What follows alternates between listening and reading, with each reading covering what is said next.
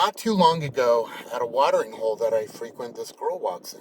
She looks absolutely beautiful. I like everything about her. I like the way she's dressed. I like her voice. I like her hair. I think she is absolutely cute. So I make it a point to go up to her and introduce myself.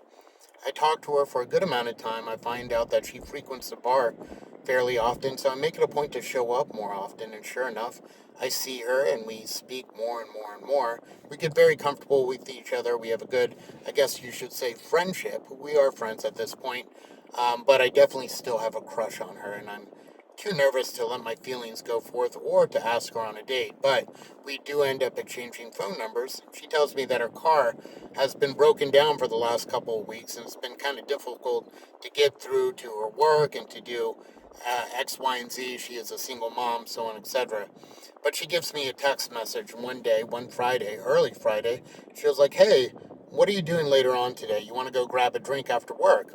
Absolutely is my reply. She was like, "Hey, why don't you swing by and pick me up around 5:30? This is our happy hour time anyway, and the bar that we frequent is less than a mile from us. So we live in the same vicinity, about half a mile apart, and the bar is about half a mile away from us. So we're all very, very close to each other. So I swing by at 5:30 sharp. This is, in my opinion, a plutonic date. But I do go home, I do shower, I put on a nice t-shirt, jeans, even a spray of cologne to impress the lady. And I get to her house and I wait. I wait over 45 minutes. I didn't time it. I'm just very um, I tracked numbers rather easily in my head, so it was about 47 minutes. I wasn't understanding why it was taking her so long to come down, so she does come down. I figured maybe she was taking a shower, maybe she got nervous, putting on makeup, something along those lines, maybe to just kind of look a little extra good. But she comes out of the house and she looks like a train wreck. I've never seen her look like a mess, and she looks like a total mess. She comes into my car. She doesn't say she's sorry for the wait or anything along those lines. She is just talking a million miles a minute. I notice her face is contorted. I notice that her clothing is so dirty. She's wearing a white top and white, like what are they called? Those stretchy pants that girls wear to the gym sometimes, but they can still wear out. It was just white was a bad color for it because it had brown all over it. Not from like human fluid, but just from dirt. I noticed her fingernails are all dirty, but not only that, her hands are dirty.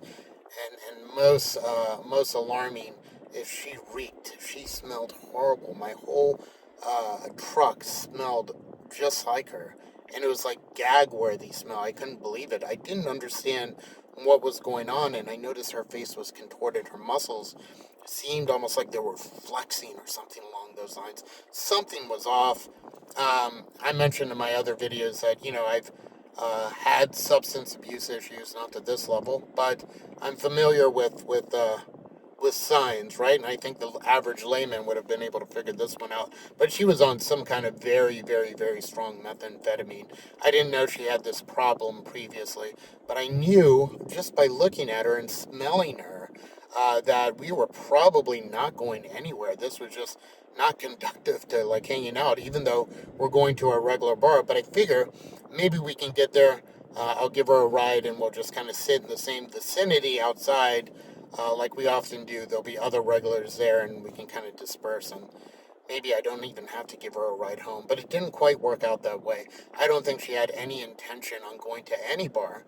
She needed a lot of stuff done. Her car had been broken down, and well, she called me, and I was silly enough to take her bait, and I was running errands for her from probably 5:30 p.m. until about 11:30 p.m. And occasionally she would mention in between these errands, which were, by the way, very unacceptable errands. We were going from the place she lived to another place she lived. She lived with two friends, apparently. So I guess you could say she was homeless. She also has a kid, and she would drag the kid back and forth between these places. And there was actually like another location as well that we had to drop a couple things off at and pick a few things up at too. And I think this was maybe a trap house or something like that. Looking at the house, it wasn't right. It didn't sit right with me. I wasn't very comfortable. But in between these like pickup drop offs, she would mention, "Yeah, right after this, we'll go to the bar, dude." Even the way she spoke was like a little bit different. It was very unattractive. Um, Anyway, it's getting to be around 11, 11:30 at night. I'm like exhausted. I'm like very upset. And she was like, I'm really, really sorry, but can we, do you have a washer and dryer at your house? And I said, yeah, I do. And she was like, do you mind if I do my clothes? I was trying to get this done earlier. I don't have anywhere to go for this, and I would really appreciate it. And I'm very, very sorry about all this. I sigh, just like that, and I say, okay, let's go ahead and grab it. She has so much clothes. So we are doing, her clothes, and it is late at night. And she mentions going to the bar, and I said, hey, well, the understanding was that we would go at 5:30 to 6:30 happy hour. Outside of that, I really didn't have much interest in going there. Maybe I could have stayed there for a couple hours, but certainly not at this time. She was like, no, they're open till 3. Let's go, man. And she was very amped up. She was still very amped up. She couldn't understand, like, why I didn't want to go and why maybe I wanted to go to sleep because this was well past my bedtime. But I go, no, no, that's okay. We're fine. We're watching like Oh Brother Where Art Thou or something like that on TV. She's not paying any attention to it. Neither am I at this point. I just want her out. Um, but we've got a lot of laundry to do, man. We've got more than I thought. These are two like heavy duty bags of laundry. Um, she does her next load, and she it like really pushes me. And what's frustrating is she almost doesn't believe that I'm saying no to her. But she has another place where she stays in West Virginia, which is in the very least an hour and a half away from where we were at currently. And she wants to go there because she was like, hey, I can introduce you to a roommate that I hang out with sometimes, but I can get us some really, really good muscle relaxer. And the way she said it to me was surprising because she almost like she assumed I did it or I would really want that, which isn't the case. I've never done that in my life, and I certainly don't want to drive an hour and a half in the middle of the night or early in the morning to get that and come back. It just seemed odd. So I say, no, I'm not going to do that. Let's just complete your laundry and call it a night. Maybe some other time. And she kind of gives me this weird look, almost like she feels betrayed by me, because she can't believe the way she's starting to act is why would a girl like her hang out with a guy like me if I can't do X, Y, and Z for her? She finishes her laundry, and I am like, okay, time to go. Time to go home. She thought we were still going to the bar. Poor thing, I drop her off at home, and I hope to never hear from her again, but I get a text from her. I get a text from her again the next day, and she was like, listen, I'm really, really, really sorry about last night. I'm embarrassed, actually. I've just been a mess these last couple weeks without my car. I'm going through a rough time. Um, Next time we hang out, I promise, like, it'll be a lot smoother, so on, etc., so on. And I do forgive her, and I still forgive her. She is my friend, after all. I have nothing against her. I wish the best for her, but the next weekend comes around, and she messages me um, on a Saturday morning, and she was like, "Hey, why don't we do something today? And we can hang out like till tonight. I need to make this up to you, right? For sure." So I pick her up, and man, she is filthy again. She is just absolutely filthy. Not as filthy as the first time, but we go, and I do have to wait about 20 minutes when I pick her up, so it's almost repeating. But we go and see these botanical gardens, which is nice. But I noticed when on our way back, she wants to go back to her place first. She needs to. She just said she wants to change her clothes to get a little bit more comfortable. Um, so we do that, and I'm waiting a long fucking time, like 30 something minutes for her to come back down. And she comes back down, and she's dressed with the same top, but with a pair of jeans. It was very odd to me, and she took her that long to do that. She comes into my car. Same story, man. She doesn't apologize for taking too much of my time. Her face seems a little contorted, and once again, she is just blabbering left and right, just things that don't make any sense. She's very paranoid. She thinks the world's going to end any moment. We have to move out of the United States of America.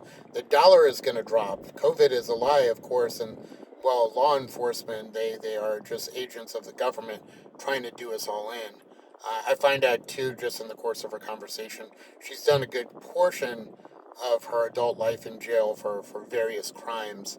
Um, and some she's pretty forthcoming about, but one in particular she is not forthcoming about, in which she hurt somebody, apparently with her vehicle, but she's been in jail for a long, long, long time. And she's restricted. She can't go to every state. I guess there's warrants out for her. So she is a jailbird. I still don't hold this against her. I'm just primarily hung up on that. I'm kind of pissed off that she's on drugs and like I'm her like driver.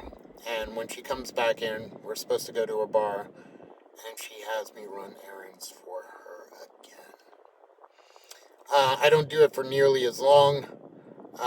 When she's set to go to the bar, I refuse to go.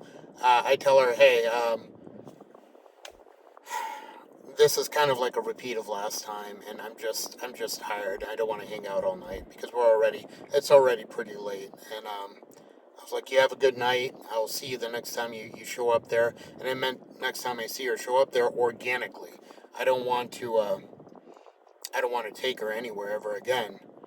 And, you could tell she's a little bit, I don't think it hurt her feelings by any means, but maybe she's a little bit embarrassed because she could see that I was noting, once again, in my opinion, that her behavior wasn't really acceptable. Um, this did not deter her, though. Through the coming weeks, and still think she didn't have a car. And from what I understand, her car didn't break down. She's not allowed to drive a car anymore. She kept on texting me over and over and over again, and I did something that I hate doing, and I hate when people do it to me, and it's called ghosting. When you pretend you're not there on any level at all for this person, and that's what I did to her. I just refused to reply to her, and we have a lot of friends within our circle, and she mentioned it to a couple people, and I never told a single one of them about her problems, even though I'm spewing her dirt on the internet. No one knows who she is. But um, I suspect maybe she made me kind of look like a bad guy a couple times. I remember she asked for a ride to my local watering hole. I went there without her. I didn't even respond to her. I enjoy my happy hour. A lot of regulars are there. It's a beautiful day. And sure enough, she shows up about an hour and a half later, sits down with our group, and first thing she says is like, I've been texting and calling you. I just wanted to come here tonight. How come I could have used a ride? She wasn't angry or anything like that, but I really just felt like the audacity of her to actually like push the issue after our interactions, our two interactions, was pretty unbelievable. But that's kind of how things are with some people sometimes. So again, this is someone that's in my life, um, but I just thought I would share that story with you.